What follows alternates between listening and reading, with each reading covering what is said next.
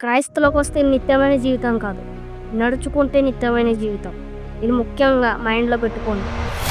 Praise the Lord. ఎలా ఉన్నారు మీరందరూ? ప్రభు యేసుక్రీస్తులో ఎదుగుతున్నారా? ముందుకు వెళ్తున్నారా? ప్రభులో మీరు చాలా మంచిగా ప్రభుని తెలుసుకొని ఇతరులని బలపరుస్తున్నారా? వాళ్ళని ప్రభులో ఎలా ఉండాలో వాళ్ళని నిలబెడుతున్నారా?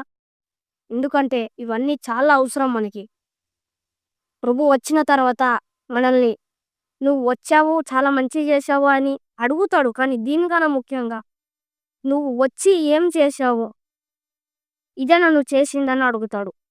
కానీ ముఖ్యంగా మనం తెలుసుకోవాల్సిందేందంటే ప్రభు, యేసు ప్రభు మనల్ని ఎందుకు ఎంచుకున్నాడు?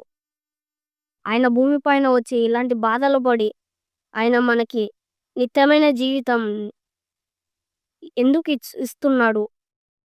ఇది కొంచెం ఆలోచించాల విషయాలు.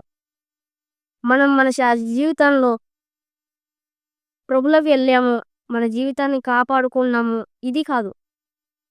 కొన్ని ప్రశ్నలకి జవాబు మన దగ్గర ఉండాలి. ఇది ముఖ్యమైన క్రైస్తవ ప్రజల ఒక బాధ్యత. ఇది మీరు ముఖ్యంగా తెలుసుకోండి. తెలుసుకున్న తర్వాత అలా నడుచుకోవాలి ముఖ్యంగా. నడుచుకోవాలంటే ఏంది? మనం నేర్చుకున్న విషయాలు ఇతరులకి చెప్పాలి. వాళ్ళ జీవితం కూడా మారుతుంది. క్రైస్తవులకొస్తే నిత్యమైన జీవితం కాదు.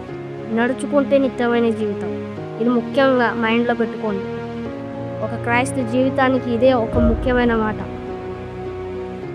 సరే, నేను నెక్స్ట్ వీడియోలో కలుస్తాను. బైబిల్‌తో మనం చదువుతూ నేర్చుకుందాము. ఇదే నా మాట.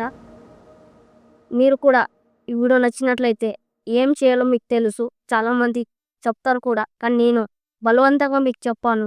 మీకు ఇష్టమైతేనే ఈ వీడియోది షేర్ చేయండి. సరే అండి, నెక్స్ట్ వీడియోలో కలుస్తాను.